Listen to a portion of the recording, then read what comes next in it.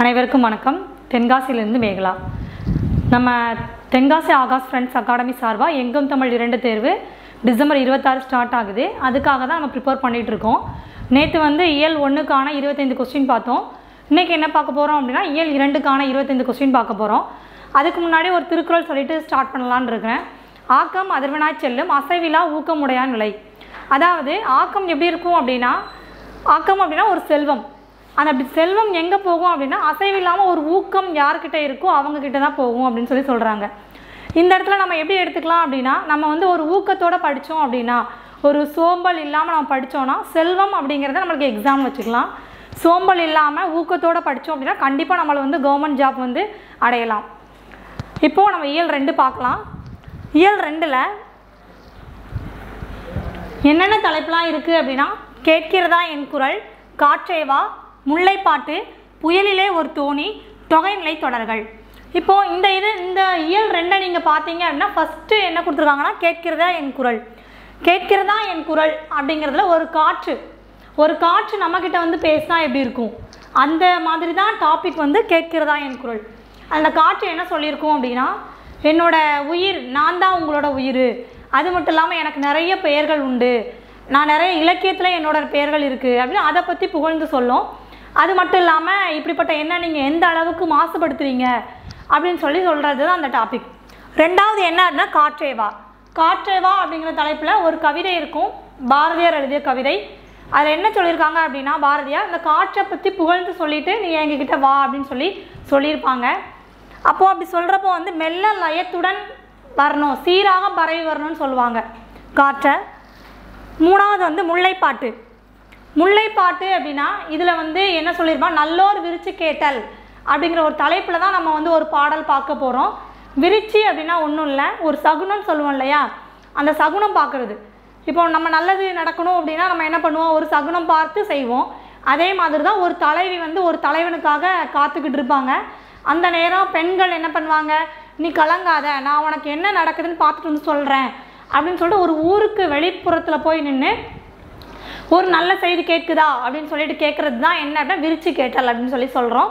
முல்லைப்பாட்டில் அதை பற்றி தான் சொல்லியிருப்பாங்க. அதுக்கப்புறம் புயலிலே ஒரு தோணி. புயலிலே ஒரு தோணி அப்படின்னா சிங்காரம் அப்படின்னு ஒருத்தங்க என்ன பண்ணியிருப்பாங்க அப்படின்னா ஒரு இந்தோனேஷியா தீவுக்கு பிழைக்கிறதுக்காக போயிருப்பாங்க. பழந்தமிழர்கள் அப்போ பஞ்சம் அதிகமாக இருந்த டைம் என்ன பண்ணுவாங்க அப்படின்னா இடம்பெயர்ந்து போயிருந்திருப்பாங்க. அதாவது புலம்பெயர்ந்து வேறு நாடுகளுக்கு பஞ்சம் பழைக்கிறதுக்காக போயிருந்திருப்பாங்க. அப்படிப்பட்டு போனவங்க தான் சிங்காரம் அப்படிங்கிறவங்க. அந்த சிங்காரம் அவங்க தான் அவங்களோட அனுபவத்தை வச்சு ஒன்று திரட்டி ஒரு உரைநடையாக நமக்கு இந்த நூலில் கொடுத்துருப்பாங்க. அடுத்து தொகைநிலை தொடர்கள். இலக்கணம்னு சொல்லி பார்க்குறப்போ நம்மளுக்கு தொகைநிலை தொடர்கள் கொடுத்துருக்காங்க. ஆக மொத்தம் இயல் 2ல் இந்த 5 டாபிக் நம்ம பார்க்க போகிறோம். அது சம்மந்தமான ஒரு 25 கொஸ்டின்களுக்கான விடையை தான் நம்ம பார்க்க போகிறோம். ஃபஸ்ட்டு கொஸ்டின் பார்க்கலாம்.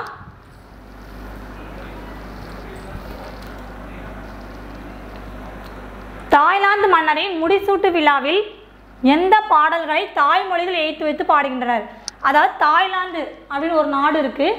அந்த நாட்டில் எந்த பாடல்களை வச்சு அதுக்கப்புறம் முடிசூட்டு விழா நடைபெறுது, பாடி முடிசூட்டு விழா நடைபெறுதுன்னு கேட்குறாங்க. அது எந்த பாடல் அப்படின்னா திருமந்திரம் தெரியும், திருமூலர் எழுதிய திருமந்திரம்.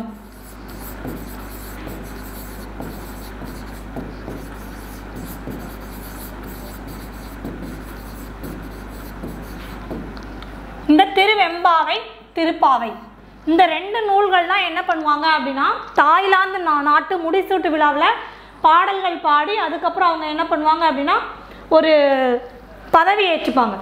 அப்போது நீங்கள் இதை எப்படி ஞாபகம் வச்சுக்கணும் அப்படின்னா, பாவை அப்படின்னா பெண், பாவை அப்படின்னா பெண்ணு நம்ம எல்லாத்துக்குமே தெரியும். இங்கே என்ன பாருங்கள், தாய்லாந்து, தாய் அப்படின்னாலும் பெண் தான். அப்போ தாய்லாந்து நாட்டு முடிசூட்டு விழாவில் எந்த பாடல்களை இசைத்து முடிசூட்டுகின்றனர் சொல்லி கேட்குறப்போ திருவெம்பாவை, திருப்பாவை. திருப்பாவை யார் எழுதினா, ஆண்டாள் எழுதியதான் திருப்பாவை.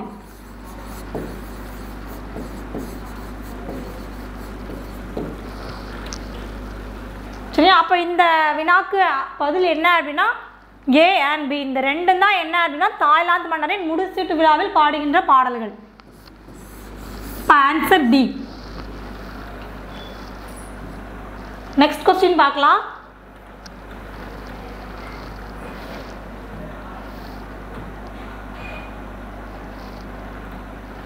மூச்சு பயிற்சியை உடலை பாதுகாத்து வாழ்நாளை நீட்டிக்கும் என்று கூறியவர். அதாவது இது என்ன அப்படின்னா, நம்ம முன்னாடி இயல் பார்த்தோம் இல்லையா, என்ன இப்போ காற்று அதை பற்றி சொல்லுதில்ல, நான் தான் காற்று, நான் வாழ்கிற, நீங்கள் வந்து உயிர் வாழ்கிறதுக்கு வந்து காற்று ரொம்ப முக்கியமானது அப்படின்னு சொல்லிட்டு ஒரு இயல் இருக்குது இல்லையா, அந்த இயலில் உள்ள கொஸ்டின் தான் இது. மூச்சு பயிற்சி தான் உடலை பாதுகாப்பு வாழ்நாளை நீட்டிக்கும் என்று கூறியவர் யாருன்னு கேட்குறாங்க. நாம் பார்க்கலாம். ஃபஸ்ட்டு ஔவையார் பார்க்கலாம். ஔவையார் என்ன சொல்லியிருப்பாங்க அப்படின்னா, வாயு தாரணை.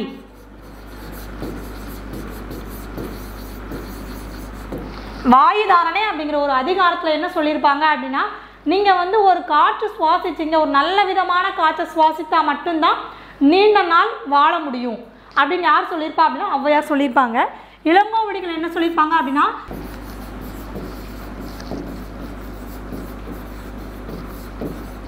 சிலப்பதிகாரம் நூலில் வண்டோடு புக்க மடவாய் தென்றல் அப்படின்னு சொல்லி சிலப்பதிகாரத்தில் இளங்கோவடிகள் சொல்லியிருப்பாங்க. அதாவது தென்றல் காற்று, ஒரு வண்டு வந்து என்ன பண்ணுமா, அந்த தென்றல் காற்று அந்த பூ மனம் வீசும் இல்லையா, அப்போ அந்த வண்டு அப்படியே தென்றல் காற்றோடு சேர்ந்து வரும் அப்படின்னு சொல்லிட்டு அந்த தென்றல் சொல்லி ஒரு காற்றை வந்து யார் சொல்லியிருப்பாங்கன்னா இளங்கோவடிகள் சொல்லியிருப்பாங்க.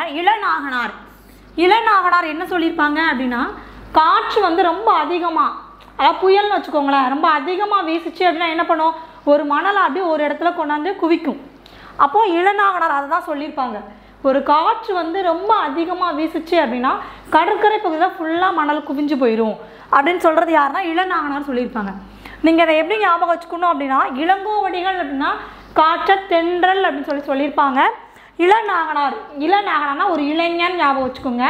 ஒரு இளைஞனால் என்ன பண்ண முடியும், அதிக அளவு மணலை கொண்டு வந்து சேர்க்க முடியும். அப்போ இளநாகனார் என்ன சொல்லியிருப்பாங்க, அதிக அளவு மணலை, அதிகமாக காற்று அடிச்சதுன்னா மணல் ஃபுல்லாக ஒரு இடத்துல குவிஞ்சு வந்துடும் அப்படின்னு சொல்கிறது யார், இளநாகனார் சொல்லியிருப்பாங்க. ஔவையார் வந்து என்ன சொல்லியிருப்பாங்க அப்படின்னா, நீங்கள் வந்து என்ன சுத்தமான காற்றை தான் சுவாசிக்கணும், சுவாசித்தா மட்டும்தான் நீங்கள் என்ன பண்ண முடியும், நல்ல நீண்ட நாள் ஆயுளை வந்து பெருக்க முடியும் அப்படின்னு சொல்லி ஔவையார் சொல்லியிருப்பாங்க. திருமூலர் திருமந்திரம்.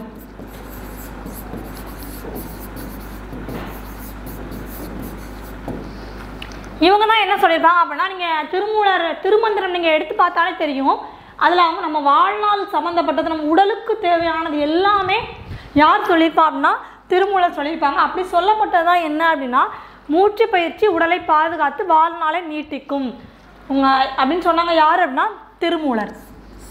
அதெல்லாம் அதிகாலையில் எழுந்திரிச்சு மூச்சு பயிற்சி பண்ணோம் அப்படின்னா நம்ம வாழ்நாள் வந்து நீட்டிக்கும் அப்படின்னு சொல்லியிருக்காங்க.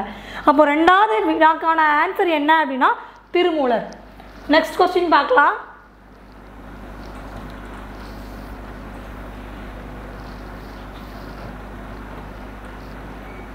கூற்று ஒன்று பாருங்க. கிபி 3ஆம் நூற்றாண்டில் ஹிப்பாலஸ் எனும் கிரேக்க மாலுமி பருவக்காற்றின் உதவியால் ஒரு துறைமுகத்தை வந்தடைந்தார். கூற்று 2, ஹிப்பாலஸ் வந்தடைந்த அந்த துறைமுகம் பூம்புகார் அப்படின்னு சொல்லியிருப்பாங்க. இந்த கூற்று என்ன அப்படின்னா, உங்களுக்கு அந்த பாக்ஸில் கொடுத்துருப்பாங்க, அந்த காற்று அந்த பாடத்தில் கொடுத்துருப்பாங்க. ஹிப்பாலஸ் அப்படிங்கிற ஒரு கிரேக்க மாலுமி அவங்க என்ன பண்ணியிருப்பாங்க அப்படின்னா, ஒரு பருவ காற்று கண்டுபிடிச்சிருப்பாங்க. அதாவது நம்ம முசிறி துறைமுகத்துக்கு வர்றதுக்கான ஒரு பாதை, கடல் வழியே ஒரு பாதையை கண்டுபிடிச்சி வந்திருப்பாங்க. அவங்க வந்ததுக்கு அப்புறம் தான் யவனர்கள் என்ன பண்ணுவாங்க அப்படின்னா, அந்த பாதையை ஷார்ட் ரூட்டாக யூஸ் பண்ணி நம்ம தமிழ்நாட்டுக்கு வந்திருப்பாங்க. சரி, அந்த யவனர்கள் தான் என்ன சொல்லுவாங்க அப்படின்னா, கிரேக்க மாலுமி ஹிப்பாலஸ் தான் இந்த பருவக்காற்று, அதாவது அந்த பாதையை கண்டுபிடிச்சிருக்காங்க. அப்போ அந்த பாதைக்கு நம்ம ஹிப்பாலஸ் பாதை அப்படின்னு சொல்லி வைக்கலாம், ஹிப்பாலஸ் பருவக்காற்று அப்படின்னு சொல்லி வைக்கலாம்னு சொல்லி பெயர் வைத்தவர் வந்து யவனர்கள். இவங்க எப்போ வருவாங்க அப்படின்னா, ஹிப்பாலஸ் கிபி 1ஆம் நூற்றாண்டில் தான் வருவாங்க. ஏன்னா முதலில் ஞாபகம் வச்சுக்கோங்க. அப்போ முதல்ல நம்மளுக்கு யார் அந்த பருவக்காற்று, அந்த ஹிப்பாலஸ் பருவக்காற்றை யார் கண்டுபிடிச்சா, ஹிப்பாலஸ் அப்படின்னு கிரேக்க மாலுமி தான். எந்த நூற்றாண்டு, 1ஆம் நூற்றாண்டு. அப்போ கிபி 1ஆம் நூற்றாண்டில் தான் ஹிப்பாலஸ் அப்படிங்கிறவங்க வருவாங்க. எங்கே அப்படின்னா முசிறி துறைமுகத்துக்கு வருவாங்க. அப்போ இந்த இடத்துல துறைமுகம் வந்து முசிறி. இங்கே பாருங்கள், கூற்று 1 பாருங்கள், கிபி 3ஆம் நூற்றாண்டுக்கு கொடுத்துருக்கு. அப்போ கூற்று 1 தவறானது. கூற்று 2 என்ன கொடுத்துருக்காங்க, ஹிப்பாலஸ் வந்தடைந்த அந்த துறைமுகம் பூம்புகார் கொடுத்துருக்கு. பூம்புகார் அப்படிங்கிறது தவறானது தான். அப்புறம் கூற்று 1 மற்றும் 2 தவறானது. இந்த ஆப்ஷனில் எங்கே இருக்குன்னு பார்க்கலாம். பாருங்க, ஆப்ஷன் பி தான் இருக்கு. கூற்று 1 மற்றும் கூற்று 2 தவறானது. இப்போ இந்த வினாக்கு பதில் என்ன அப்படின்னா ஆப்ஷன் பி தான் பதில். அடுத்த கொஸ்டின் பார்க்கலாம்.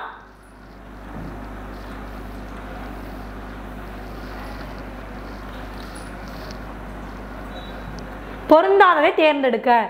என்ன பொருந்தலன்னு கேட்டிருக்காங்க. அதாவது அந்த காற்று அப்படிங்கிற பாடத்தில் கொடுத்த கொட்டேஷன் தான் கொடுத்துருக்காங்க. வாயு வழக்கம் அறிந்து செறிந்தடங்கில் ஆயுள் பெருக்கம் உண்டாம். என்ன சொல்ல, வாயு வழக்கம் அதாவது நம்ம வாயு நம்ம சுவாசிக்கிற காற்று எப்படி இருக்கணும்னா ஒரு சுத்தமானதாக இருக்கா அப்படின்னு சொல்லி நம்ம யோசித்து நம்ம சுவாசித்தோம் அப்படின்னா, அதாவது சுத்தமான காற்றை சுவாசித்தால் நீண்ட நாள் நம்ம வாழலாம் அப்படின்னு சொல்லியிருக்காங்க. யார் சொன்னாங்க அப்படின்னா ஔவையார். எதில் அப்படின்னா வாயு தாரணை அப்படிங்கிற அதிகாரத்தில்.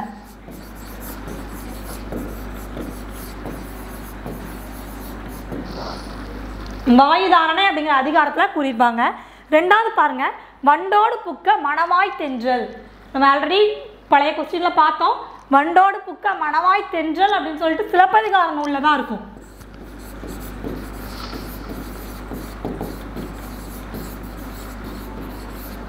சிலப்பதிகாரம் எழுதியது யாரு? இளங்கோவடிகள்.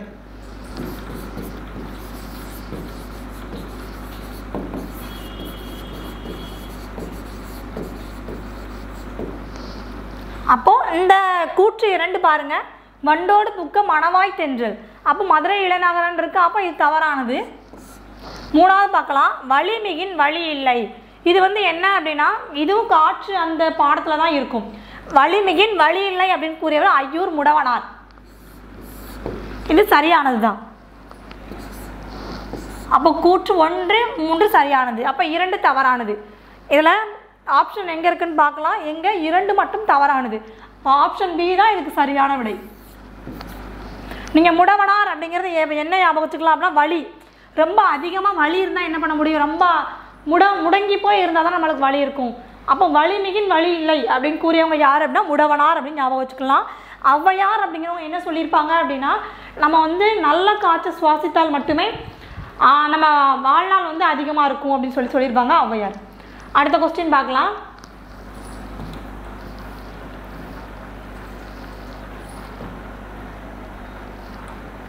அதாவது உரைநடையும் கவிதையும் இணைந்து யாப்பு கட்டுகளுக்கு அப்பாற்பட்டு உருவாக்கப்படும் கவிதை வடிவம் என்னன்னு கேட்டிருக்காங்க. அதாவது உரைநடைனா நமக்கு தெரியும் ஃபுல்லாக எப்படி இருக்கும், ஒரு வசனமாக இருக்கும். ஃபுல்லாக சென்டென்ஸ் நிறையா கொடுத்துருப்பாங்க, சொற்கள் நிறையா இருக்கும். நம்ம வாசித்து புரிஞ்சுக்கிற மாதிரி தான் இருக்கும். கவிதை 2வது கவிதைனா என்ன சொல்கிறது, சொன்னாலே நம்மளுக்கு ஈஸியாக புரியும் அப்படி இல்லையா. இந்த உரைநடையையும் கவிதையும் சேர்த்து யாப்புனாலே அதுக்குன்னு ஒரு வழிமுறைகள் இருக்குது. அந்த வழிமுறைகளை மீறி அப்பாற்பட்டு உருவாக்கப்பட்டது என்னன்னு கேட்டிருக்காங்க. அது என்ன அப்படின்னு பார்க்கலாம். ஹைக்கூ அப்படின்னா உங்களுக்கு தெரியும், ஒரு 2 அல்லது 3 வரிகளில் இருக்கிற கவிதை ஹைக்கூ வரும். புதுக்கவிதைனா இப்போ அந்த வசன கவிதை மாறி புது கவிதை நம்மளுக்கு வந்திருக்கும். உரைநடை கவிதை அப்படின்னு எதுவுமே கிடையாது சரியா. அப்படிங்கிறப்போ நம்மளுக்கு இது உரைநடையும் கவிதையும் இணைந்து யாப்பு கட்டுக்குள் அப்பாற்பட்டு உருவாக்கப்படும் கவிதை வடிவம் சொல்லி கேட்டாங்க அப்படின்னா வசன கவிதை. இப்படிப்பட்ட வசன கவிதை யார் உருவாக்கியிருப்பா அப்படின்னா பாரதியார் தான் உருவாக்கியிருப்பாங்க.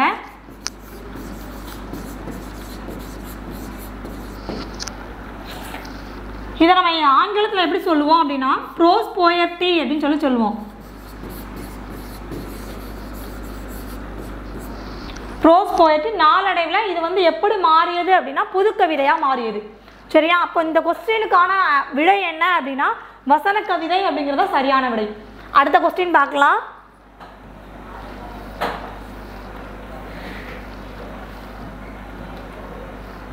கீழ்கண்ட கூற்றிற்கு பொருத்தமானவற்றை தேர்ந்தெடுக்க.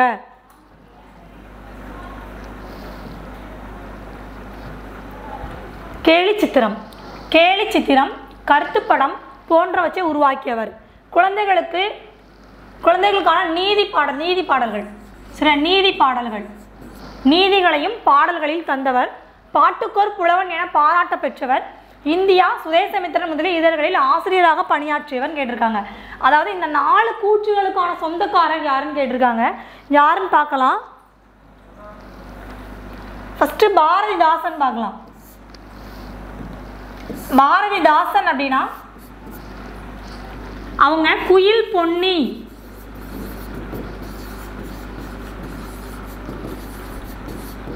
அப்படின்னு சொல்லிட்டு 2 இதழ்களை நடத்தியிருப்பாங்க. பெரியார் சொல்லி பார்த்தோம் அப்படின்னா குடியரசு, விடுதலை, பகுத்தறிவு,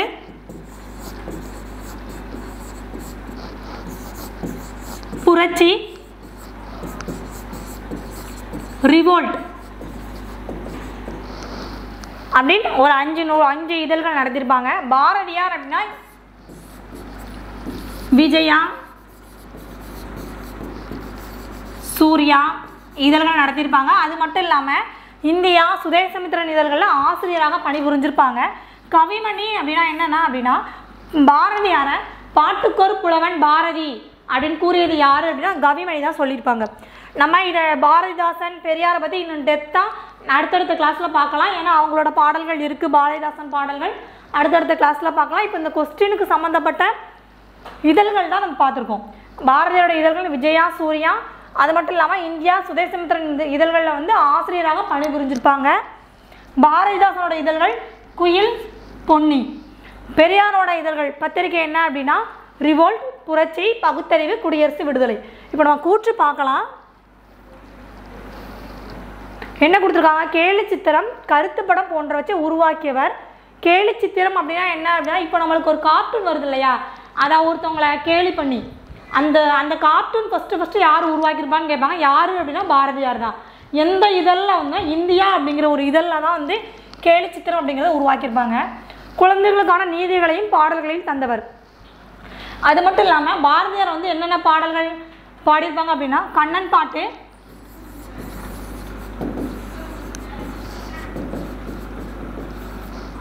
பாஞ்சாலி சபதம், குயில் பாட்டு, அப்புறம் குழந்தைகளுக்கான நீதி நூல்கள். நீதிகளை வந்து பாடல் வழியாக சொல்லியிருப்பாங்க.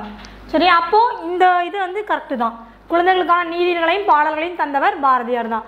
பாட்டுக்கொரு புலவன் பாரதி அப்படின்னு பாராட்ட பெற்றவர் பாரதியார் தான். அப்படி சொன்னவங்க யார் அப்படின்னா கவிமணி. இன்னும் பாரதியாருக்கு அதிகமான சிறப்பு பெயர்கள் இருக்குது.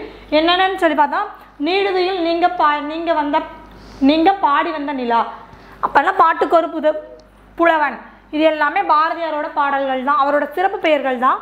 இந்தியா, சுதேசமித்திரன் முதலிய இதழ்களில் ஆசிரியராக பணியாற்றியவர். அப்போ பாரதியார் அப்படிங்கிறது தான் இந்த வினாக்கு சரியான விடை.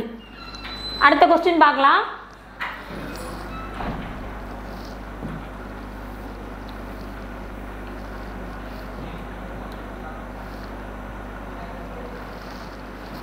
குளோரோஃப்ளோரோ கார்பன் ஒரு மூலக்கூறு எத்தனை லட்சம் ஓசோன் மூலக்கூறுகளை சிதைத்துவிடும்? அதாவது நம்ம வந்து குளோரோஃப்ளோரோ கார்பன் அப்படின்னா என்ன அப்படின்னா நம்மளுக்கு குளிர் சாதன பெட்டி, அதாவது ஃப்ரிட்ஜு, ரெஃப்ரிஜிரேட்டரில் வந்து வெளில வர வாயு தான் என்ன அப்படின்னா குளோரோஃப்ளோரோ கார்பன். இந்த கார்பனில் உள்ள ஒரு மூலக்கூறு எத்தனை லட்சம் ஓசோன் மூலக்கூறுகளை சிதைத்துவிடும் கேட்டிருக்காங்க. அதாவது அந்த குளிர்சாதன பெட்டியிலேருந்து வெளிவருகின்ற குளோரோஃப்ளோரோ கார்பனோட ஒரு மூலக்கூறு எத்தனை மூலக்கூறு ஓசோனை சிதைவடை செய்துன்னு கேட்குறாங்க. என்ன அப்படின்னா 1 லட்சம்.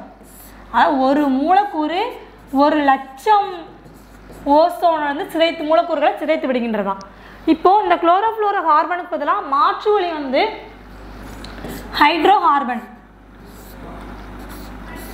அப்படிங்கிறத இப்போ யூஸ் பண்ணி ரெஃப்ரிஜிரேட்டர் தயாரிச்சுட்டு இருக்காங்க. அடுத்த கொஸ்டின் பார்க்கலாம்.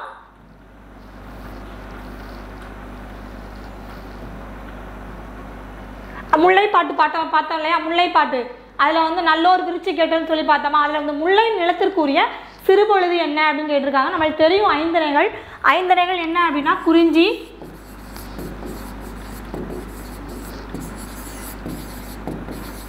முல்லை, மருதம், நெய்தல்,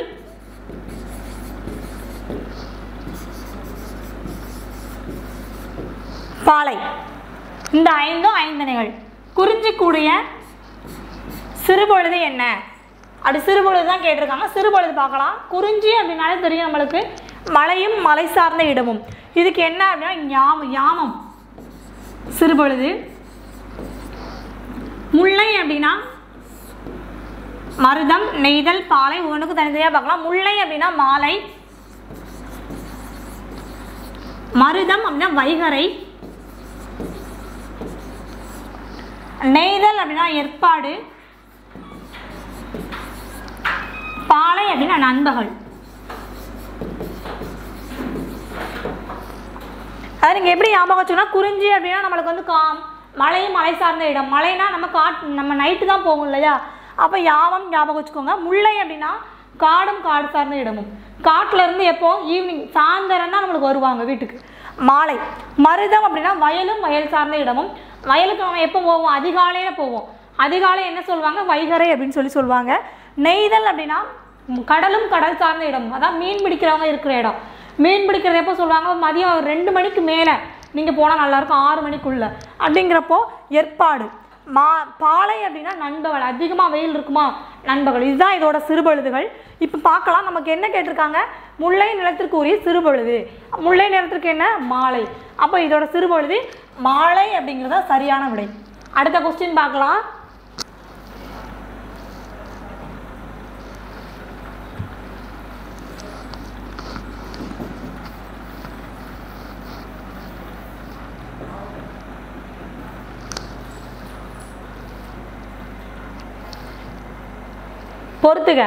பொறுத்துக அப்படின்னா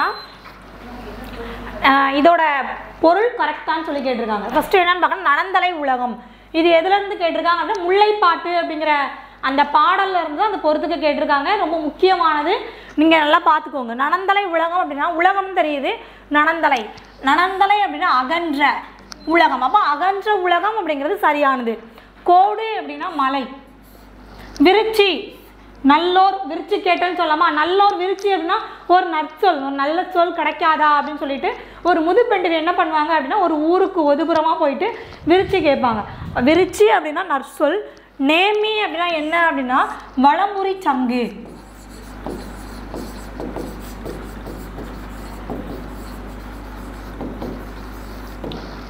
இதில் இந்த பாடல்களில் நேமி அப்படிங்கிறது எதுக்காக வந்திருக்கும் அப்படின்னா இந்த பாடலோட விளக்கம் சொல்கிறேன். இந்த பாடல் எப்படி இருக்கும் அப்படின்னா, திருமால் இருக்காங்க இல்லையா, அதாவது அந்த சக்கரம் தோல் அதெல்லாம் வச்சு திருமால் இருக்கிறாங்க. அந்த திருமால் என்ன பண்ணுவாங்க அப்படின்னா, விண்ணுக்கு ஒரு கால் மண்ணுக்கு ஒரு கால், விண்ணுக்கும் மண்ணுக்கும் தன்னுடைய காலை வைத்துக்கொண்டு இன்னொரு இதை அடியை எங்கே வைக்கிறது அப்படின்னு சொல்லிட்டு ஒரு மன்னன்கிட்ட கேட்பாங்க.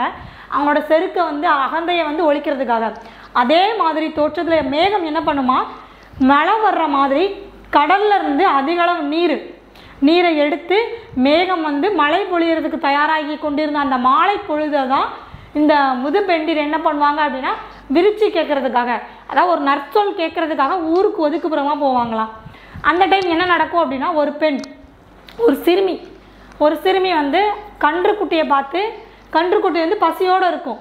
அந்த கன்றுக்குட்டியை பார்த்து அந்த சிறுமி சொல்லுவாங்களாம், கன்றுக்குட்டி கவலைப்படாத, உங்களோட அம்மா வந்து என்னோட இடையன்கள் வந்து அழைச்சி வந்துட்டு இருக்காங்க, நீ வந்து அவங்க அம்மா வந்தோடனே பசியாறலாம் அப்படின்னு சொல்லிட்டு அந்த சிறுமி யார்கிட்ட சொல்லுவாங்களாம், அந்த கன்றுக்குட்டிகிட்ட சொல்லுவாங்களாம்.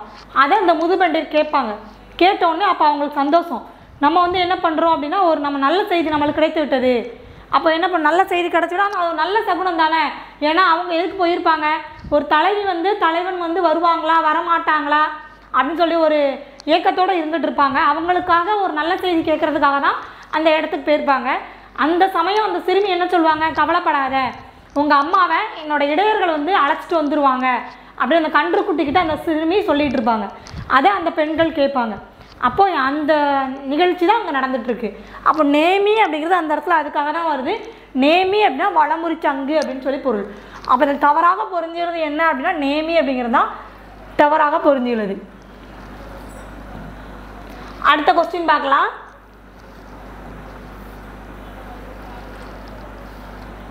நெக்ஸ்ட் கொஸ்டின் என்ன கொடுத்துருக்காங்க அப்படின்னா, அந்த முல்லைப்பாட்டு பற்றிய கூற்றுகள் தான் கொடுத்துருக்காங்க. என்னன்னு பார்க்கலாம். முல்லைப்பாட்டு 8 தொகை நூல்களில் ஒன்று. இது 203 அடிகளை கொண்டது. முல்லைப்பாட்டு வஞ்சிப்பாவால் இயற்றப்பட்டது. முல்லைப்பாட்டை படைத்தவர் நப்பூதனார் அப்படின்னு சொல்லி கொடுத்துருக்காங்க. இதை பார்க்குறதுக்கு முன்னாடி நம்ம வந்து 10 பாட்டு நூல்கள் பார்க்கலாம். 10 பாட்டு நூல்கள் என்னெல்லாம் அப்படின்னா, திருமுருகாற்றுப்படை, சிறுபானாற்றுப்படை, பொருணர் ஆற்றுப்படை,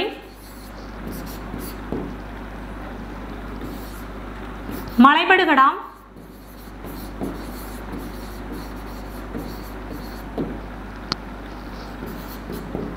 மதுரை காஞ்சி,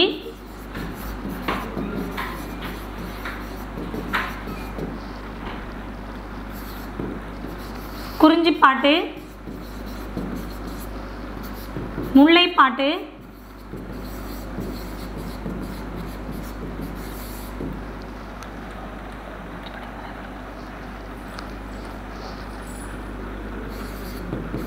நெடுநல் வாடை,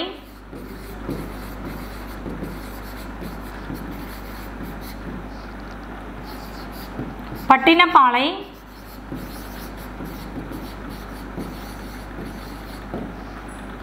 நெக்ஸ்ட் 10th என்ன அப்படின்னா பெரும்பானாட்சி படை. இப்போ ஆசிரியர் பார்க்கலாம். திருமுருகாற்றுப்படை தெரியும் நம்மளுக்கு வந்து நக்கீரர். அதே மாதிரி தான் அவங்க தான் என்ன எழுதுனா நெடுநல் வாடை எழுதியிருப்பாங்க. சிறுபானாட்சிப்படை அப்படின்னா என்ன அப்படின்னா நல்லூர் நத்தத்தனார். அதாவது நத்தை எப்படி இருக்கும், சின்னதாக தான் இருக்கும். அப்போ நல்லூர் நத்தத்தனார்.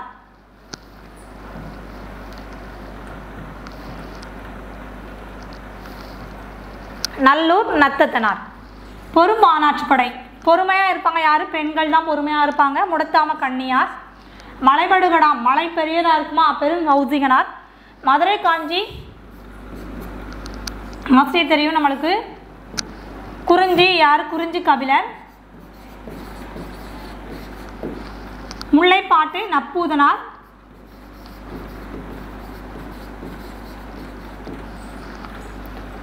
பட்டினப்பாலை பெரும்பானாட்சிப்படை. இந்த ரெண்டுமே யாரு அப்படின்னா கடியலூர் உருத்திரங்கண்ணகனார்.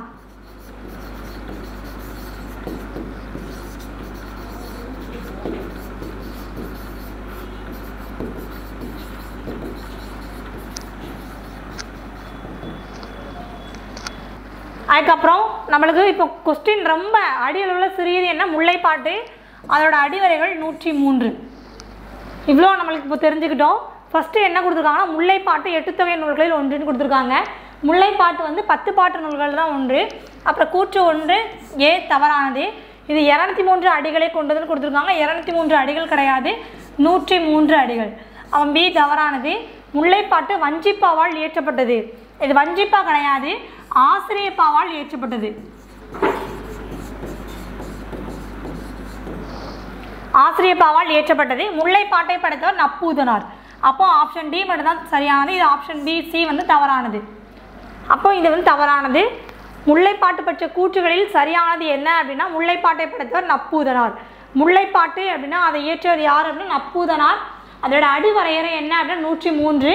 அதாவது 10 பாட்டு நூல்கள்லையே அடிகள் வந்து குறைந்த அடி உடையது என்ன அப்படின்னா முல்லைப்பாட்டு தான். சரி, அது மட்டும் இல்லாமல் இந்த ஆசிரியப்பாவால் இயற்றப்பட்டது. முல்லைப்பாட்டு 10 பாட்டு நூல்கள் ஒன்று. அப்போ இந்த கொஸ்டினுக்கு சரியான விடை என்ன அப்படின்னா முல்லைப்பாட்டை படைத்தவர் நப்பூதனார். அடுத்த கொஸ்டின் பார்க்கலாம். பெங்களூரில் உள்ள உலக வானிலை அமைப்பின் மண்டல சிறப்பு வானிலை ஆய்வு மையம் புயல்களுக்கு பெயர் வைக்கும் வழக்கத்தை 2005 செப்டம்பரில் தொடங்கியது. கூற்று 2 இதுவரை 64 பெயர்களை பட்டியலிட்டுள்ளது. அதாவது என்ன கொஸ்டின் அப்படின்னா பெங்களூரில் இருக்கிற உலக வானிலை அமைப்பு தான் எப்போ சொல்லியிருக்காங்க அப்படின்னா 2005 செப்டம்பரில் தொடங்கியதுன்னு சொல்லியிருக்காங்க. புயலுக்கு பெயர் வைக்கும் வழக்கம் அது தவறானது. ஏன் அப்படின்னா புயலுக்கு பெயர் விளக்கம் வைக்கும் பழக்கம் எந்த வருஷம் அப்படின்னா 2000. அதான் 2000 புயலுக்கு வந்து பெயர் வைக்கும் பழக்கம் வந்து உருவானது. ஆனால் அவங்க பெயரை வெளியிட்டது தான் எப்போ அப்படின்னா 64 பெயர்கள் வெளியிட்டது 2004 செப்டம்பரில் 64 பெயர்களை வெளியிடுவாங்க. அது யார் அப்படின்னா பெங்களூர் கிடையாது, புதுடெல்லி. புதுடெல்லியில் உள்ள உலக வானிலை அமைப்பின் மண்டல சிறப்பு வானிலை ஆய்வு மையம் தான் புயல்களுக்கு ஒரு 64 பெயர்களை வெளியிட்டிருக்கும். அந்த வெளியிடப்பட்ட வருடம் தான் என்ன அப்படின்னா 2004 செப்டம்பர். நீங்கள் எப்படி ஞாபகம் வச்சுக்கணும் அப்படின்னா 2004 தான் நம்மளுக்கு வந்து சுனாமி வந்தது. செப்டம்பர் வந்து என்ன அப்படின்னா இப்போ வந்து எல்லாருமே வந்து கொரோனான்னு சொல்லி எல்லா ஸ்கூல் பிள்ளைங்க காலேஜ் பிள்ளைங்களுக்கு வந்து லீவாக இருந்தது, வசதியாக போச்சு. ஆனால் இப்போ ஸ்கூல் ஓப்பன் பண்ணோன்னே அவங்களுக்கு ரொம்ப கஷ்டமாக இருக்குது ஸ்கூலுக்கு போகிறதுக்கு. அவங்க புயல் வராதா, புயல் வந்தால் லீவ் விட மாட்டாங்களா அப்படின்னு சொல்லிட்டு செம்மையாக என்ஜாய் பண்ணலாமே அப்படின்னு சொல்லி நினைப்பாங்க. அப்போ 2004 செப்டம்பர் ஞாபகம் வச்சுக்கோங்க.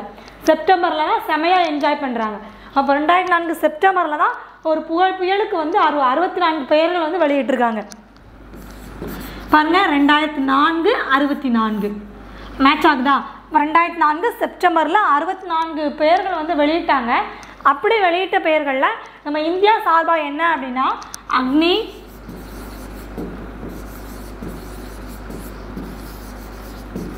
ஆகாஷ், இந்த விதமான பெயர்கள்லாம் என்ன பண்ணியிருக்காங்க அப்படின்னா ஆல்ரெடி இந்த பெயர்கள்லாம் வைத்தாச்சு. வைக்காத பெயர்கள் சொல்லி பாருங்க பிஜ்லி, ஜல், இந்த விதமான பெயர்கள்லாம் நம்ம இந்தியா சார்பாக கொடுத்த பெயர்கள். இந்த இந்தியா சார்பாக உள்ள பெயர்கள் ஃபுல்லாக இது வைத்தாச்சு. இப்போ இன்னும் வைக்க வேண்டியது என்ன அப்படின்னா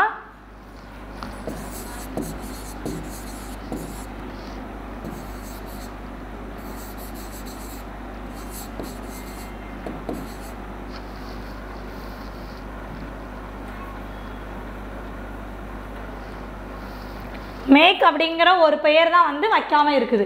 சரியா? நான் கஜா புயலுக்கு வந்து பெயர் வைத்த நாடு வந்து என்ன அப்படின்னா இலங்கை.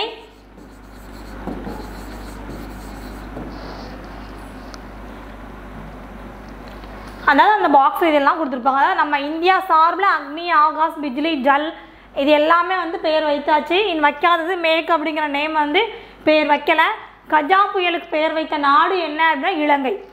கூற்று 2 பாருங்கள். இதுவரை 64 பெயர்களே பட்டியலிட்டுள்ளது. ஆமாம், கரெக்டு தான். என்ன அப்படின்னா புதுடெல்லியில் உள்ள உலக வானிலை அமைப்பு சார்பாக ஒரு 64 பெயர்கள் வந்து பட்டியலிட்டிருக்காங்க. அப்போ கூற்று 2 சரியானது,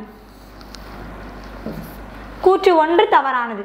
அப்போ அந்த விடைகளை பார்க்கலாம். என்ன கொடுத்துருக்காங்க அப்படின்னா கூற்று 1 தவறு, கூற்று 2 சரி. பாருங்கள், ஆப்ஷன் டி தான் கரெக்டாக இருக்குது. கூற்று 1 தவறு, கூற்று 2 சரி. அப்போ இந்த கொஸ்டினுக்கு சரியான விடை ஆப்ஷன் டி தான். அடுத்த கொஸ்டின் பார்க்கலாம்.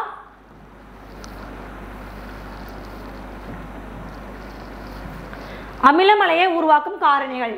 அமிலமலையை எந்த காரணி உருவாக்குதுன்னு கேட்டிருக்காங்க. Nitrous oxide, sulphur dioxide, A and B, hydrofluorocarbon. Hydrofluorocarbon தெரியும் நம்மளுக்கு, குளிர்பதனி, அதான் ரெஃப்ரிஜிரேட்டர்லேருந்து நம்மளுக்கு வெளியிடுற வாய் தான் ஹைட்ரோஃப்ளோரோ கார்பன். அமிலமலை என்ன ஒன்றும் இல்லை. இப்போ நமக்கு மழை பெய்யும் போது நமக்கு ஆற்றில் வந்து 2 வாயுக்கள் இருந்தது அப்படின்னா அந்த வாயுக்களோட கலந்து நம்மளுக்கு அந்த மழை வந்து எப்படி இருக்கும், அமிலமாக வந்து பொழியும், அமிலமலையாக பொழியும். அது என்னென்ன வாயுக்கள் அப்படின்னா NO2, SO2. இது சல்ஃபர் டை ஆக்சைடை கந்தக டை ஆக்சைடுன்னு சொல்லுவாங்க.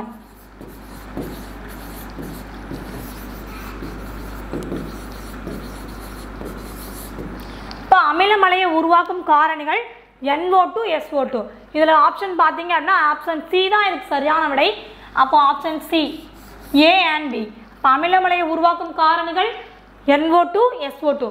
அடுத்த கொஸ்டின் பார்க்கலாம்.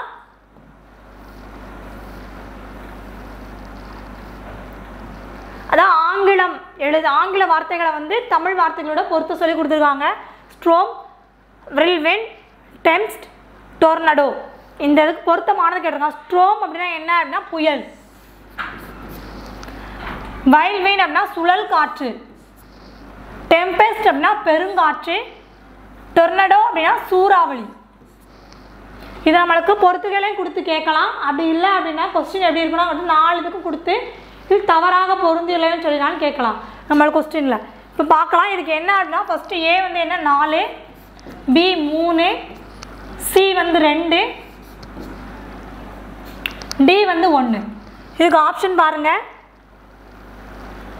ஆப்ஷன் பி தான் இதுக்கு சரியான விடை. 4, 3, 2, 1. அடுத்த கொஸ்டின் பார்க்கலாம்.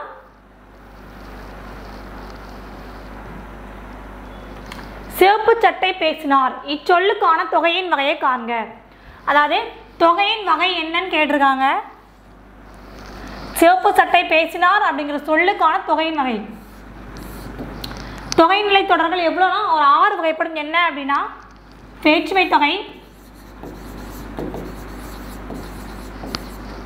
பண்பு தொகை,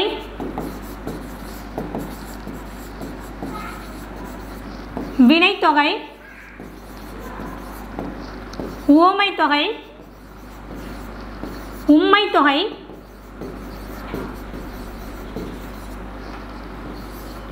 அன்னொளி தொகை.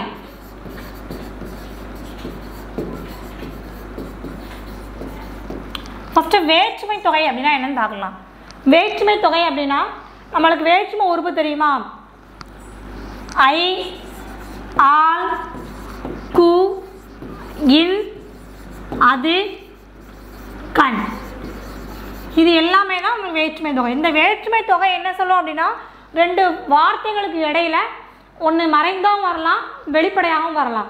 இதான் வேற்றுமை தொகை. இப்படி வர்ற வார்த்தைகள் வேற்றுமை தொகைன்னு சொல்லுவோம். பண்பு தொகை அப்படின்னா என்ன அப்படின்னா கருங்குயில். இதை எப்படி பிரிக்கலாம்? கருமை கூட்டல் குயில். மை அப்படிங்கிற ஒரு விகுதி இருக்குது. அது மட்டும் இல்லாமல் அதோட பண்பை சொல்லுது. எப்படிப்பட்டது? ஒரு கருமையாக இருக்குது அப்படின்னு ஒரு பண்பை சொல்லுது. அப்போ கருங்குயில் அப்படிங்கிறது ஒரு பண்பு தொகை. வினைத்தொகை அப்படின்னா என்ன அப்படின்னா ஊறுகாய். இதை எப்படி சொல்லலாம்? அதாவது வினைத்தொகை அப்படின்னா 3 காலங்களையும் குறிக்கும்.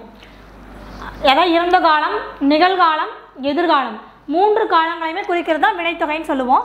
இதில் ஊறுகாய் எடுத்துக்கிட்டிங்கன்னா ஊறுகாய்னா ஊறிய காய், ஊறுகின்ற காய், ஊறும் காய் அப்படின்னு சொல்லி பிரிக்குமா? அப்போ வினைத்தொகை தான் ஊறுகாய்.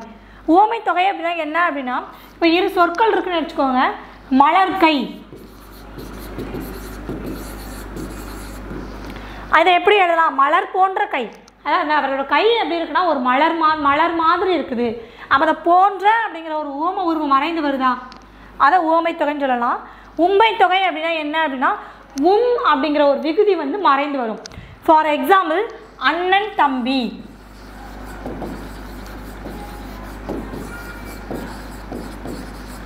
இதில் நம்ம என்ன சொல்லலாம்? அண்ணன் தம்பி, அண்ணனும் தம்பியும் அப்படிங்கிறது தான் அண்ணன் தம்பி அப்படின்னு சொல்லியிருக்காங்க. அதாவது அப்படிங்கிற ஒரு விகுதி வந்து எப்படி இருந்திருக்கு? மறைந்து வருது. அப்போது அதுதான் உண்மை தொகை அப்படின்னு சொல்லுவோம். இதே நீங்கள் எண்ணுமை அப்படின்னு எடுத்துக்கிட்டிங்கன்னா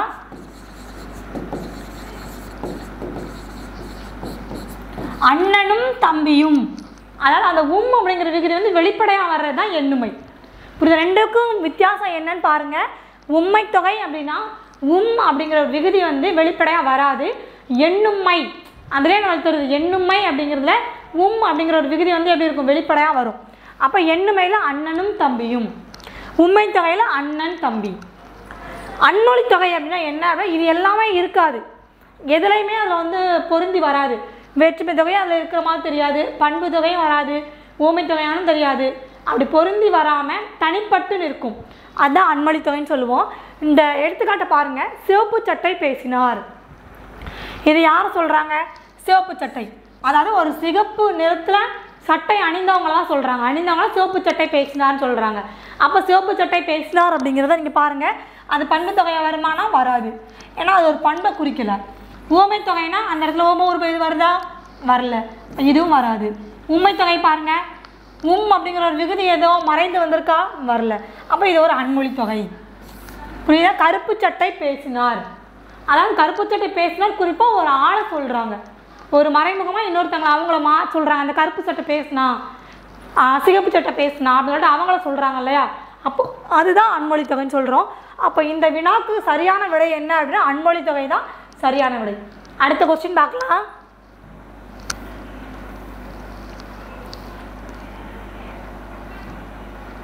பாடையிமல் பனிக்கடல் பருகி என்னும் முல்லைப்பாட்டு அடியை உணர்த்தும் அறிவியல் செய்து. இதாவது இந்த நம்ம பார்த்தோம் இல்லையா முல்லைப்பாட்டு, அந்த முல்லைப்பாட்டில் அந்த மேகம் வந்து என்ன பண்ணுன்னு கேட்குறாங்க. மேகம் என்ன பண்ணும்? கடலில் உள்ள நீரை வந்து ஆவியாக எடுத்துக்கிட்டு மேகமாக மாறி நமக்கு மழை பொழியும். இதான் வந்து இயற்கையாக நம்ம நடந்துகிட்ருக்கு. அதான் கேட்குறாங்க. பாடையிமில் பனிக்கடல் பருகி. பனிக்கடல் அப்படின்னா நம்மளுக்கு வந்து கடல் நீர் ஆவியாகி மேகமாகுது. ஏன்னா அந்த கடல் நீர் தான் அது என்ன பண்ணும்? ஆவியாக்கி மேகமாக தன்னோட சேமித்து வச்சு குளிர்ந்து நம்மளுக்கு மழையாக பொழியும். இதுதான் ஒரு அறிவியல் ரீதியாக நம்ம அதை அப்படி தான் சொல்லுவோம்.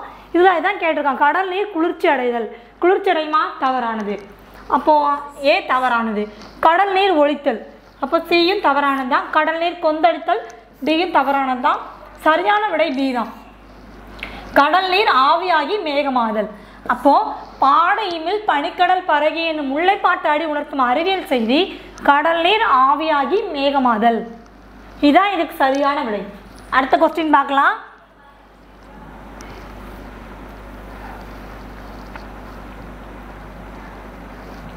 சார்க் அமைப்பில் இடம்பெற்றுள்ள நாடுகளில் பொருந்தாதது. சார்க் அமைப்பில் இடம்பெற்றுள்ள நாடுகள் எண்ணிக்கை என்னன்னா மொத்தம் 8. அந்த 8 எப்படி ஞாபகம் வச்சுக்கணும் அப்படின்னா மேப் இங்கே ஞாபகம் வச்சுக்கோங்க. மேப்லேருந்து அப்படி இந்தியா, கீழே இலங்கை, அப்படியே மாலத்தீவு, அப்படியே கொஞ்சம் மேலே போனீங்க அப்படின்னா மியான்மர், தாய்லாந்து, வங்கதேசம் 6 முடிஞ்சிச்சா? அப்படி கிழக்கு புறமாக பார்த்தா அங்கே ஓமன், பாகிஸ்தான். இதுதான் சார்க் நாடு. பாருங்கள், இந்தியா, இலங்கை, மாலத்தீவு, அப்படியே அந்த கோர்வை அந்த 3 3 அப்படியே அந்த ஓரமாக இருக்கா. அதுக்கப்புறம் பாருங்கள், மியான்மர், தாய்லாந்து, வங்கதேசம். அதுக்கப்புறம் அப்படி இந்த கிழக்கு புறமாக வந்தோம் அப்படின்னா ஓமன், பாகிஸ்தான். இதான் சார்க் நாடுகள். சரி, இப்போ நம்மளுக்கு என்ன கொஸ்டின் கேட்டிருக்காங்க? சார்க் அமைப்பில் இடம்பெற்றுள்ள நாடுகளில் பொருந்தாதது பாருங்க. தாய்லாந்து, இலங்கை, மியான்மர், சிக்கிம். நம்ம இதை பார்க்கும்போதே நம்மளுக்கு தெரியுது ஆப்ஷன் டி தான் அது தவறானதுன்னு. அப்போ சிக்கிம் அப்படிங்கிறது தான் சார்க் நாடுகளில் அல்லாதது. சரியா? தாய்லாந்து, இலங்கை, மியான்மர் இது எல்லாமே சார்க் நாடுகள். அடுத்த வினா பார்க்கலாம்.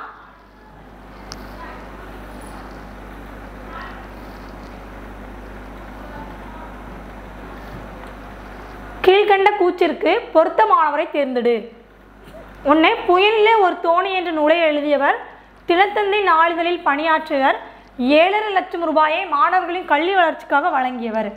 பாருங்க, Perunchithiranar. Option A Perunchithiranar, option B Singaram, C Bharathidasan, D Mudiyarasan. Singaram அப்படின்னு சொல்லி பார்த்தீங்க அப்படின்னா சிங்காரம் யார் அப்படின்னா சிவகங்கை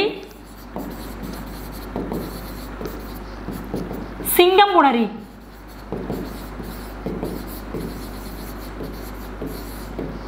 அப்படிங்கிற இடத்துல பிறந்தவங்க தான் சிங்காரம். முடியரசனோட நூல்கள் வந்து பூங்கொத்து, காவியப்பாவை,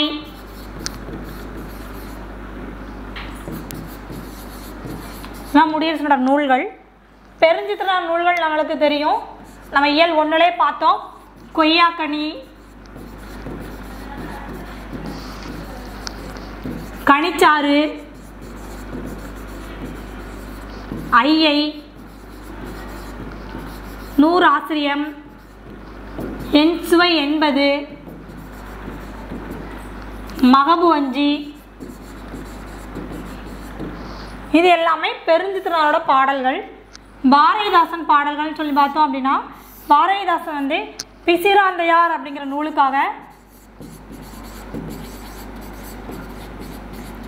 சாகித்ய அகாதமி விருது பெற்றிருப்பாங்க. எந்த வருஷம்? 1969 பிசிராந்தையார் அப்படிங்கிற ஒரு நூலுக்காக சாகித்ய அகாதமி விருது வந்து பெற்றிருப்பாங்க.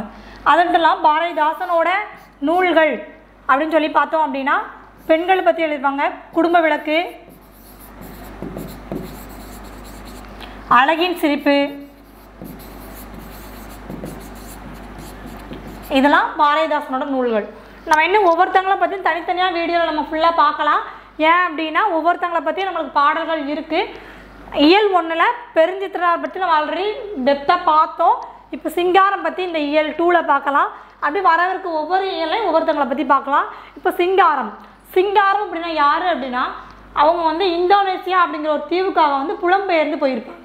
அதாவது நம்மளுக்கு வந்து பஞ்சம் வந்திருக்கும். பஞ்ச காலங்களில் புலம்பெயர்ந்து ஒரு அடிமை தொழில் செய்கிறதுக்காக தான் யார் போயிருப்பா அப்படின்னா சிங்காரம் அப்படிங்கிறது யார் எங்கே போயிருப்பாங்க? இந்தோனேஷியாவுக்கு போயிருப்பாங்க. அவங்க போனதை பற்றி தான் என்னென்ன அப்படின்னா புலம்பெயர்ந்த தொழிலாளர்கள் அவங்க கதையை வச்சு பேஸ் பண்ணி தான் அவங்க எழுதியிருப்பாங்க. புயலிலே ஒரு தோணி அப்படிங்கிற ஒரு நூல். அதாவது அந்த கடல் கடந்து போன அவரோட அனுபவத்தை தான் புயலிலே ஒரு தோணி அப்படின்னு சொல்லி சிங்காரம் அப்படிங்கிறவங்க நூல் எழுதியிருப்பாங்க. அவங்க எங்கே பிறந்திருப்பாங்க அப்படின்னா சிவகங்கை சிங்கமுனரி. சி ஒரே மாதிரி வருதா?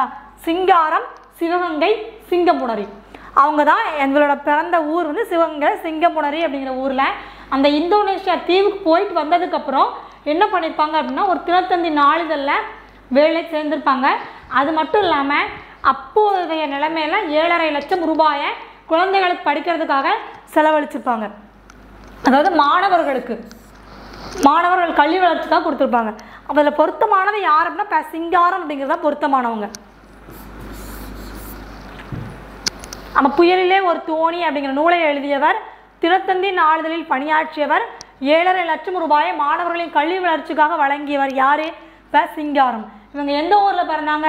சிவகங்கை சிங்கமுனரியில் பிறந்தாங்க. நெக்ஸ்ட் கொஸ்டின் பார்க்கலாம்.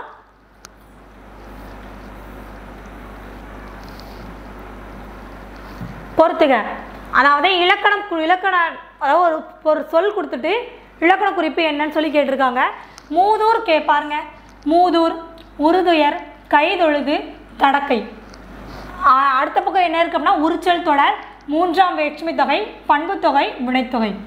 உரிச்சல் தொடர் அப்படின்னா என்ன அப்படின்னா சால,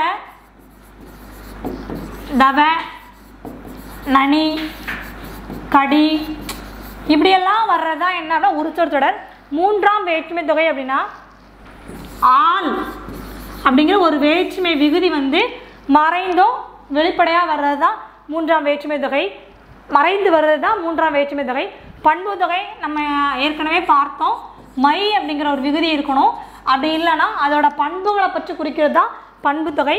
வினைத்தொகை என்ன அப்படின்னா முக்காலங்களையும் உணர்த்தணும். முக்காலங்களையும் உணர்த்தணும் அப்படிங்கிறதா வினைத்தொகை. பார்க்கலாம். மூதூர் அப்படின்னா என்ன அப்படின்னா முதுமை கூட்டல் ஊர்.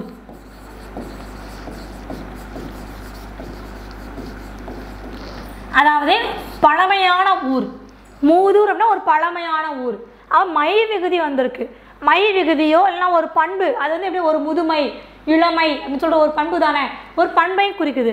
அவன் மூதூர் அப்படிங்கிறது என்ன அப்படின்னா அது பண்பு தொகை. உறுதுயர், உறுதுயர் அப்படின்னா என்ன அப்படின்னா வினைத்தொகை வரும்.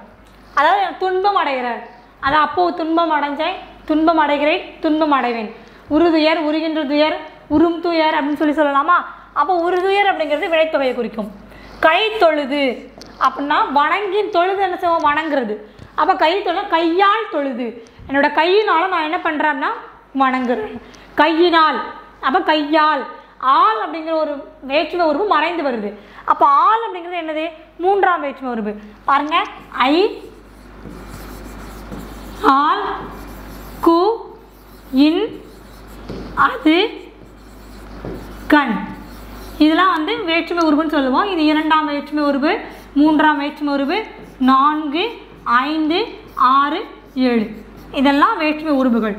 இப்போ பாருங்க, ஆள் அப்படிங்கிறது என்னது, ஒரு மூன்றாம் வேற்றுமை உருவு தான் குறிக்குது. அப்போ மூன்றாம் வேற்றுமை தொகை. தடக்கை, தடக்கை அப்படின்னா உரிச்சொற்றொடர்.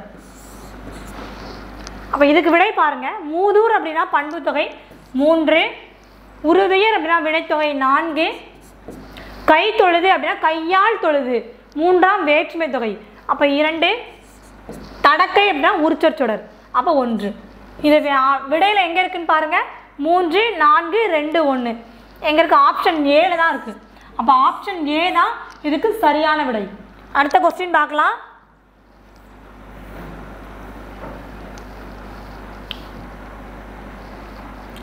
காற்று, அதாவது இந்த காற்றை பற்றி பாடம் இருக்கு இல்லையா, அந்த பாடத்துலேருந்து அந்த கொஸ்டின் இருக்குது. நீங்கள் அந்த காற்று அப்படிங்கிறது கேட்கிறதா என் குரல் அந்த பாடத்தில் நீங்கள் பார்த்தீங்க அப்படின்னா அந்த 5 அப்படிங்கிற நம்பருக்கு வந்து அதிகமான தொடர்பு இருக்கும். ஏன் அப்படின்னா நம்மளுக்கு வந்து காற்றாலை உற்பத்தி செய்கிறோம் இல்லையா, காற்றாலை மூலம் மின்சாரம்.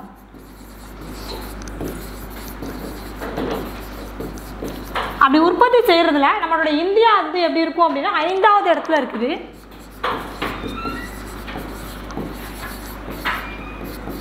அதில் நம்ம தமிழ்நாடு முதல் இடத்துல இருக்குது. அதாவது இந்தியா உலக அளவில் 5வது இடத்துல இருக்குது. இந்தியா சொல்லி எடுத்துட்டோம்னா நம்ம தமிழ்நாடு வந்து முதல் இடத்துல இருக்குது. அது மட்டும் இல்லாமல் நமக்கு வந்து காற்று இருக்கு இல்லையா, காற்று வந்து மூலம் மாசுபடுறதுல நம்ம 2வது இடத்துல இருக்கோம். அது வந்து ஒரு பேட் நியூஸ் தான். என்ன அப்படின்னா காற்று மாசுபடுத்துறதுல நம்மளோட இந்தியா 2வது இடத்துல இருக்குது.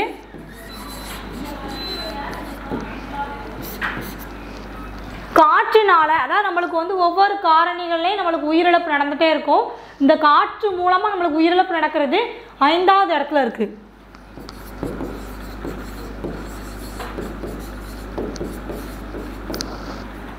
இன்னொன்று என்ன அப்படின்னா இந்த பாடத்தில் ஒன்று கொடுத்துருப்பாங்க, நம்ம ஒரு உணவு இல்லாமல் எப்போ ஒரு 5 வாரம் வரைக்கும் நம்மளால் உணவு இல்லாமல் வாழ முடியுமா. 5 அப்படிங்கிற நம்பர் ரொம்ப முக்கியமானது. 5 வாரம் வந்து நம்மளால் உணவு இல்லாமல் வாழ முடியுமா, 5 நாட்கள் நீர் இல்லாமல் வாழ முடியுமா, ஆனால் 5 நிமிடம் கூட நம்மளால் என்ன பண்ண முடியாது, காற்று இல்லாமல் வாழ முடியாது. அப்போ 5 அப்படிங்கிற நம்பர் எவ்வளோ அளவுக்கு இந்த பாடத்தில் வந்து பொருந்தி வந்திருக்குன்னு பாருங்கள். 5 வாரம் நம்மளால் உணவு இல்லாமல் வாழ முடியாது, 5 நாள் நீர் இல்லாமல் கூட வாழ்ந்துடலாம். 5 வாரம் உணவு இல்லாமல் வாழலாம். 5 நாள் நீர் இல்லாமல் வாழலாம்.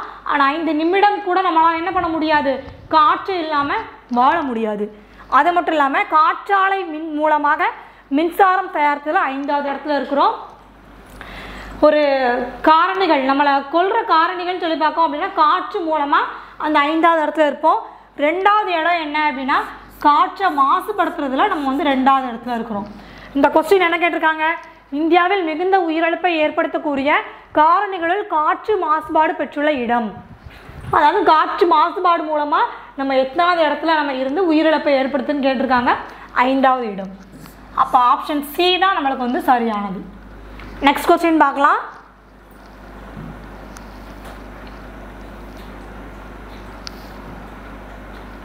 காற்று மாசுபடுவதால் குழந்தைகளின் உடலில் எந்த பகுதி வளர்ச்சி பாதிக்கப்படுவதாக ஐக்கிய நாடுகளின் சிறுவர் நிதியம் அறிவித்துள்ளது. அதாவது காற்று மாசுபடுகின்றதுனால ஒரு குழந்தைகளுக்கு வந்து எந்த பகுதி பாதிப்படையுதுன்னு கேட்டிருக்காங்க. முக்கியமாக அது என்ன அப்படின்னா மூளை தான். ஏன்னா மூளை நம்ம சுவாசிக்கும் போது அப்படியே சுவாசித்தோம் அப்படின்னா நம்மளுக்கு வந்து நுரையீரலாம் சுவாசிக்குது.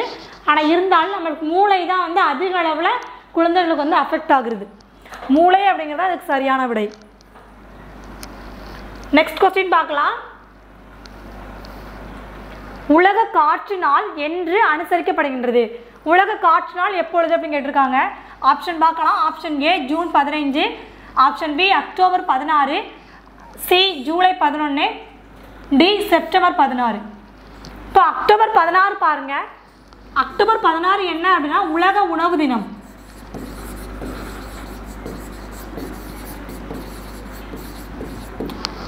நம்ம என்ன சொல்லுவோம், இதுக்கு ஒரு சின்ன ஷார்ட்கட் என்ன அப்படின்னா, ஒரு ஃபங்க்ஷன் வீட்டுக்கு போயிருக்கோம் அப்படின்னா ஒரு உணவு இருக்கும்.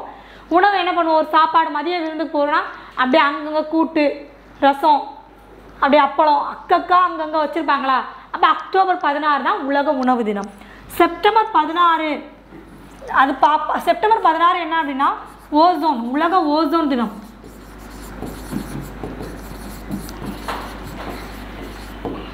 ஓசோன் தினம் என்ன அப்படின்னா, அதாவது நம்ம வந்து என்ன பண்ணக்கூடாதுன்னா ஓசோனை வந்து பாதிப்படையக்கூடாது அப்படின்னு சொல்கிறதுக்கான விழிப்புணர்வு தினம் தான் செப்டம்பர் 16. ஜூலை 11 உலக மக்கள் தொகை தினம். அதாவது ஒன்றா மக்கள் தொகை கூடுறாங்க அப்படின்னு சொல்லி ஞாபகம் வச்சுக்கோங்க. ஜூன் 15 தான் உலக காற்று நாள். ஜூன் 15 உலக காற்று நாள். ஜூன் 5 அப்படின்னா உலக சுற்றுச்சூழல் தினம். சுற்றுச்சூழல்.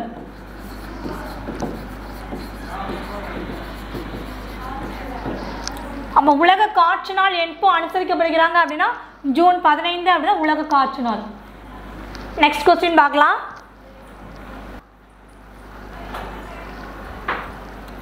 இந்த கொஸ்டின் நம்மளுக்கு இலக்கண பக்கத்தில் இருந்தால் கேட்டிருக்காங்க. என்ன கேட்டிருக்காங்க அப்படின்னா, மை என்னும் பண்பு விகுதியும் ஆகிய ஆணை என்னும் பண்பு உருவுகளும் மறைந்து வருவது டேஷ் எனப்படும். இது என்ன கேட்டிருக்காங்க அப்படின்னா, மை அப்படிங்கிற ஒரு பண்பு விகுதியும், மை நம்ம ஏற்கனவே தெரியும் ஒரு விகுதி மை வச்சிருந்தா அது வந்து பண்பு தொகைதான் தெரியும். நம்ம அதுக்கு முன்னாடி இதை கொஞ்சம் பார்க்கலாம். இருபெயரட்டு பண்பு தொகை அப்படின்னா என்ன அப்படின்னா, சிறப்பு பெயர் முன்னாடியும் பொது பெயர் பின்பு இருக்கும். ஃபார் எக்ஸாம்பிள் என்னன்னு பார்த்தீங்கன்னா சாரை பாம்புன்னு எடுத்துக்கோங்க.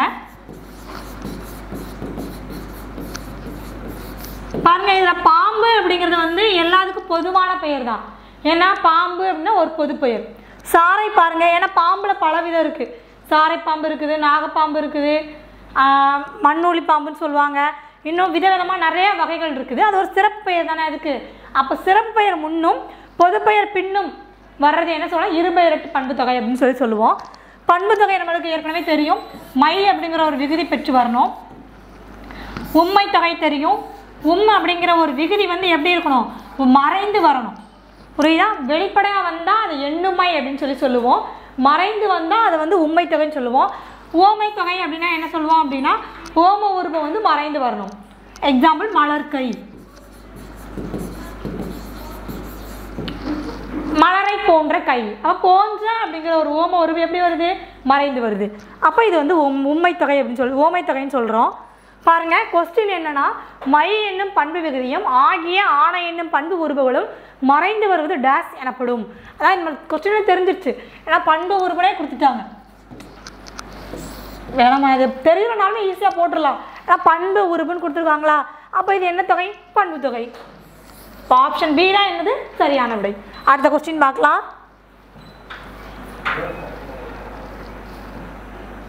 இது என்ன அப்படின்னா, பிரெஞ்சு நாட்டை சேர்ந்த கணித வல்லுநர் காஸ்பர்ட் குஸ்டாவ் கொரியாலிசிஸ் விளைவை கண்டறிந்த ஆண்டு.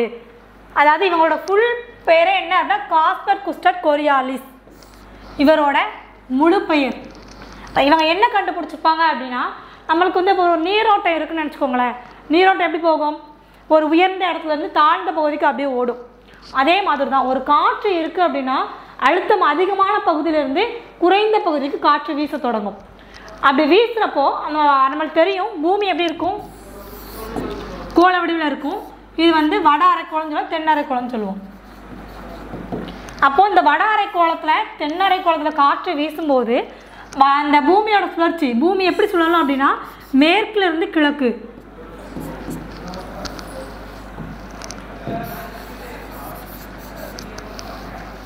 பூமி வந்து மேற்குல இருந்து கிழக்கு நோக்கி தான் வந்து சுழலுது.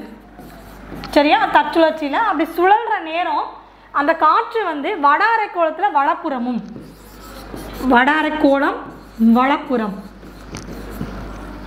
இட அரைக்கோளத்தில் சாரி தென் அரைக்கோளத்தில்,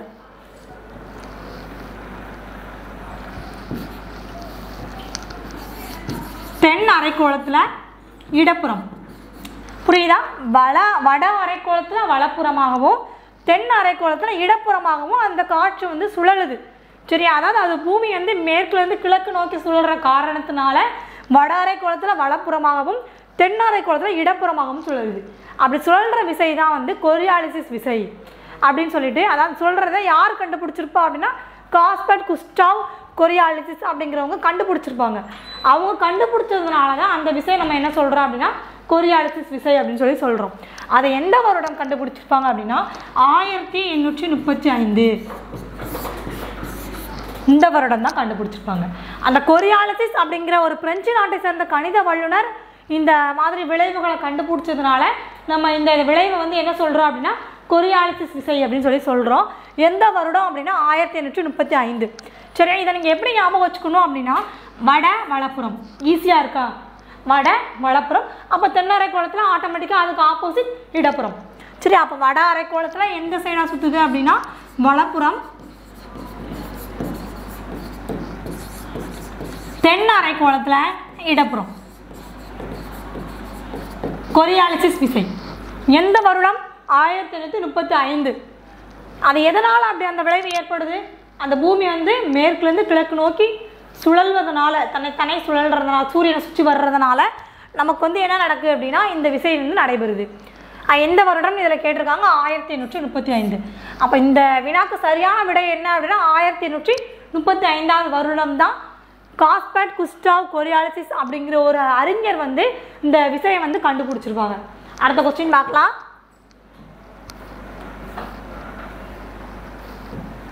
பொறுத்துக்க. இது ஒன்றும் இல்லைங்க, இந்த காற்று இருக்குல்ல, காற்று வந்து நம்மளுக்கு வந்து ஒவ்வொரு புறத்துலேருந்து வீசும் இல்லையா?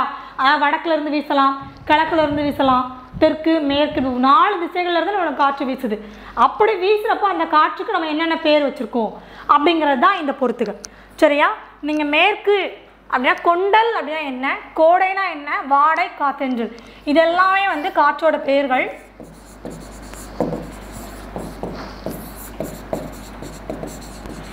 அதான் காற்று வந்து அப்படி சொல்லி நம்ம அழைக்கிறோம். அந்த 4 திசைகள்லேருந்து நம்ம வந்து அது வீசுனுச்சு அப்படின்னா ஒவ்வொரு திசையிலேருந்து வீசுகிற காற்றுகளையும் ஒவ்வொரு பெயர் சொல்லி நம்ம அழைக்கிறோம். பாருங்கள், வடக்கு அப்படின்னா என்ன பண்ணுது? வடக்கு, வடக்குலேருந்து காற்று எடுத்தாலும் நம்ம என்ன வாடைக்காற்று அப்படின்னு சொல்லி சொல்லுவோமா? வடக்கு, வாடை, ரெண்டுமே ஒரு மேட்ச் ஆகுது. வடக்கு, வாடை. தெற்கு, தெற்குலேருந்து வீசினா நம்மளுக்கு ஒரு தென்றல் காற்று வீசுகிற மாதிரி இருக்கும். தெற்கு, தென்றல்.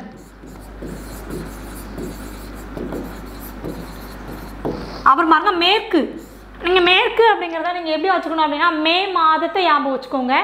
மே மாதம் எப்படி இருக்கும்? ரொம்ப கோடை காலமாக தான் இருக்கும். அப்போ மேற்கு திசையிலேருந்து வர்ற காற்று வந்து நம்ம வந்து கோடை அப்படின்னு சொல்லலாம்.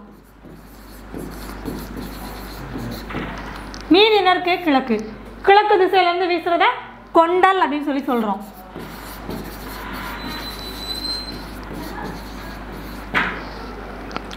பொருத்தி பார்க்கலாம். கொண்டல் அப்படின்னா என்ன? கிழக்கு.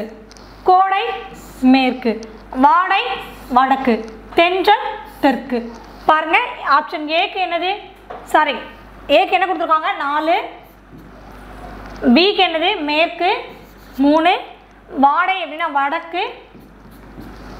தென்றல் அப்படின்னா தெற்கு 2. அப்போ 4 3 1 2. இதுக்கான விடை எங்கே இருக்குன்னு பார்க்கலாம். 4 3 1 2 எங்கே இருக்குது? இங்கே தான் இருக்குது. ஆப்ஷன் பி அப்படிங்கிறதா சரியான விடை. பாருங்க, வடக்கு, வாடை, தெற்கு, தென்றல், மேற்கு, கோடை, கிழக்கு, கொண்டல். அதாவது அந்த காற்று வீசுகிற திசையை வச்சு நம்ம காற்று வந்து வடக்கு இருந்து வீசுனா வாடை காற்று அப்படின்னு சொல்கிறோம். தெற்கு இருந்து வீசிச்சு அப்படின்னா தென்றல்னு சொல்லுவோம். மேற்கு இருந்து அப்படின்னா கோடைன்னு சொல்லுவோம். கிழக்கு இருந்து அப்படின்னா கொண்டல்னு சொல்லுவோம். அப்போ இதுக்கான விடை 4 3 1 2. அடுத்த கொஸ்டின் பார்க்கலாம்.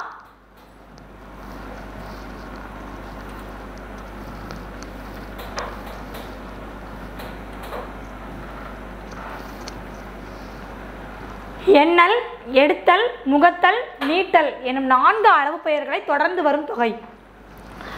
எண்ணல், எடுத்தல், முகத்தல், நீட்டல். அதாவது அந்த 4 இதுக்கு அளவு பெயராக எது வருதுன்னு கேட்குறாங்க.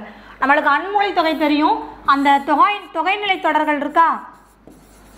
தொகைநிலை தொகை அந்த இது வந்து புறத்தே உள்ளது. உண்மை தொகை அப்படிங்கிறது அப்படிங்கிற ஒரு விகுதி வந்து எப்படி இருக்கும்? மறைந்து வரும். வினைத்தொகை தெரியும். 3 காலங்களை உணர்த்தும். வேற்றுமை தொகை அந்த வேற்றுமை உறுப்புகள் ஏதேனும் ஒன்று மறைந்து வரும். பாருங்க, வேற்றுமை உறுப்பு மறைந்து வர்றது அந்த எண்ணல், எடுத்தல், முகத்தல், நீட்டல் சொல்ல முடியாது. உண்மை தொகை தான் சொல்ல முடியும். பாருங்க, அண்ணன் தம்பி,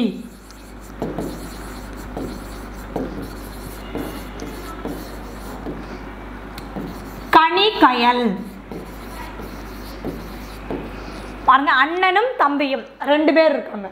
அப்போ எண்ணல், எடுத்தல்லாம் ஏதோ ஒரு பெயர்கள் சொல்கிறோம். முகத்தல் அப்படின்னா எடுத்தல் சொல்லுவோமா? நீட்டல்லாம் அளவு பெயர்கள். இந்த அளவு பெயர்கள் ஒவ்வொன்றும் இது மாதிரி நம்ம எனக்கு அதுதான் அடுக்குமொழியில் சொல்லிகிட்டே போவோம். 2 3 2 3 ஒரு 5 இருக்குது. அப்போ 2 3 அப்படின்னா அது எண்ணல் அப்படின்னு சொல்லலாம்.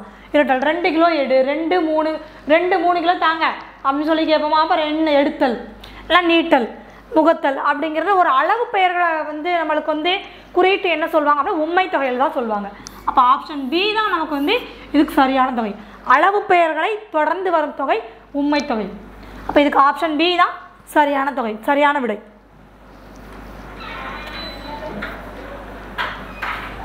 இப்போ நம்ம ஒரு இயல் 2ல் உள்ள 25 கொஸ்டினுக்கான ஆன்சர்ஸ் அண்ட் எக்ஸ்ப்ளனேஷன் எல்லாமே பார்த்தோம். இது உங்களுக்கு ரொம்ப யூஸ்ஃபுல்லாக இருக்கும்னு நான் நினைக்கிறேன். திரும்ப சொல்கிறது தான், நம்ம எங்கும் தமிழ் 2 தேர்வு வந்து டிசம்பர் 26ஆம் தேதி தென்காசி ஆகாஷ் ஃப்ரெண்ட்ஸ் அகாடமி சார்பாக நம்ம நடத்துகிறோம். நீங்கள் அதில் வந்து உயர்ந்த மதிப்பெண் பெறணும் அப்படிங்கிற ஒரு எண்ணத்தோடு தான் நம்ம வந்து ஒவ்வொரு இயலும் ஒவ்வொரு நாளும் இரவு 8 மணிக்கு நம்மளுக்கு லைவ் டெலிகாஸ்டாக கொடுத்துட்ருக்கோம். இன்றைக்கி வந்து இயல் 2க்கான எக்ஸ்ப்ளனேஷன் முடிஞ்சிருக்கு. நாளைக்கு வந்து இயல் 3க்கான எக்ஸ்ப்ளனேஷன் பார்க்கலாம். நீங்கள் அதை பார்த்து பயன்பெறுவீங்க அப்படின்னு சொல்லி நான் நம்புகிறேன். தேங்க்யூ.